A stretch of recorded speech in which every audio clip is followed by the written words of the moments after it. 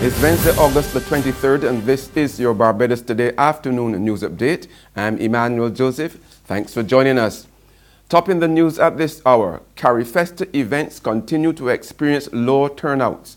The latest was last night's Grenada Country Night, which took place at the Grand Market at the Lloyd Erskine Sandyford Centre. The delegation performed an hour-long package which included singing, dancing and rhythm poetry. Artistic Director of the Conception Dance Theatre, Cecilia Griffith, was evidently disappointed. I would have liked to see more persons coming out and witnessing the presentations. And not all groups are funded by government. Some groups would have raised a lot of funds to be here. And it's a bit disheartening to perform for empty chairs or your country mates. So it seems like maybe better planning would have allowed for having the shows in locations that were more easily accessible, or having more promotions on the mainland, so that when us foreigners, when we come here, we feel like people are embracing us and what we have to share. Meanwhile, the Alliance Owners of Public Transport is protesting the lack of business which taxi operators are getting from Carifesta, now underway here in Barbados. Chairman of the Alliance, Roy Raphael, says what's worse is that the coaches are the ones raking in the dough. They have not seen the amount of movements among the taxis as related to the Carifesta. Also, I know for sure that a lot of the BT buses are being used to transport the participants to the Carifesta. But generally across the board, we are a little disappointed that our taxi operators were not able to move the number of persons we expected to where Carifesta is here. Raphael also said that while the pending arrival of Uber should benefit the local transport sector, he thinks government should discuss the matter with the stakeholders first before any permission is given. He told Barbados Today the issue would be high on the agenda of the next meeting of the Alliance members. We're saying that if Uber enter here, we will let the government, the stakeholders have a discussion with us first before they make the approval. Because we don't want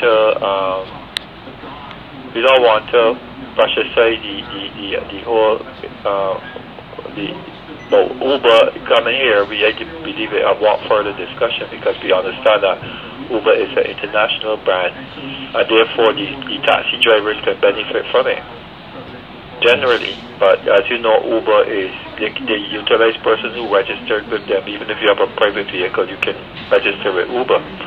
So I believe the question of Uber will come up, and I believe that we will have to sit with the stakeholders to look primarily at Uber entering. But I would like to encourage Uber to look primarily at our taxi drivers through the association, even individual taxi owners, and see how we can work closely together.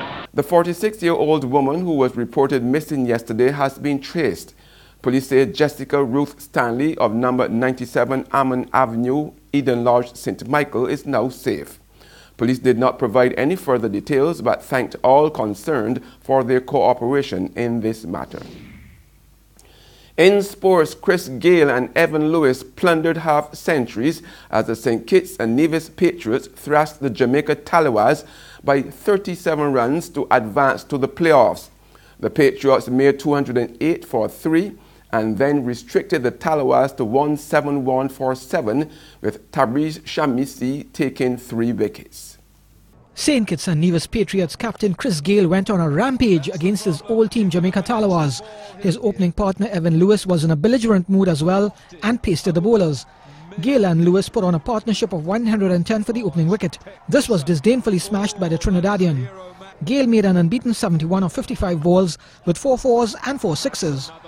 Lewis fell for a swashbuckling 69 of 39 deliveries with 5 fours and 6 hits for the maximum. Carlos Brathwaite made 26, while Mohamed Nabi chipped in with 29. The Patriots closed on a daunting 208 for 3. In reply, the Tallowas made a reasonable start with Trevon Griffith hammering this one through the offside. Glenn Phillips bludgeoned this one past the bowler and it sped to the fence. The Tallowas lost their first wicket at 64. Griffith miscued one and fell to Jonathan Carter for 42. Tabriz Shamsi was the chief wicket-taker for the Patriots. Phillips was caught for 31. Then the left-arm spinner sent Lendl Simmons back to the dugout for just 6. Shamsi took his third and final wicket when Jonathan Fu was castled for 17. Rothman Powell chipped in with 31, but it wasn't enough for the Talawas. Samuel Badri managed to take a scalp as well, as the Patriots were in a strong position. The Talawas were restricted to 171 for 7 from their 20 overs. That gave the Patriots victory by 37 runs and the right to advance to the playoffs. In more sports news, Wayne Rooney has decided to quit international football. Following talks with manager Gareth Southgate, he will also end his time as England captain. The 31-year-old forward became the youngest player to play for England with his first cap aged 17 years and 211 days in February 2003. He went on to make 119 appearances for England, the most for an outfield player. With 53 goals, he has scored more than any other player for his country. There's regional and international news after this short break.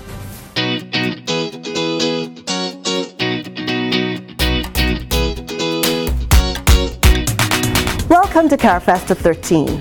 As a Mera Caribbean affiliate, we at the Barbados Light and Power Company strive to live and work injury-free. We encourage you to do the same. Here's a tip for you.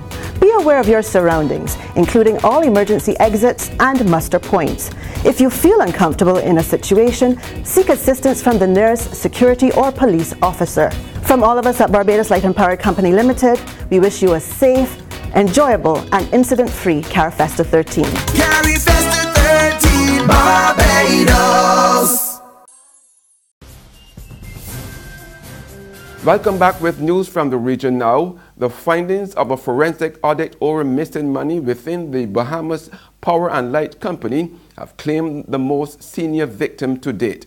Chief Executive Officer Pamela Hill has now been fired following the dismissal of 3 line employees last Wednesday.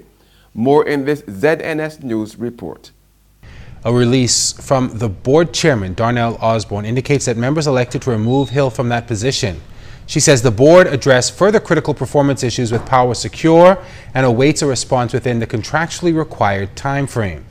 Legal counsel has also been instructed to demand reimbursement from Power Secure as a matter of accountability under the MSA of all funds that have recently gone missing due to the vendor fraud scheme. Power Secure also has to cure all deficiencies and/or breaches under the MSA within 30 days.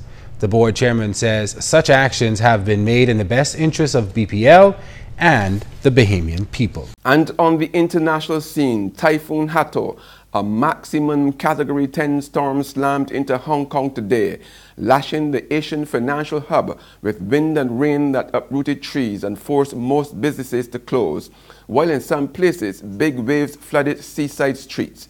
We pick up the story in this Reuters report.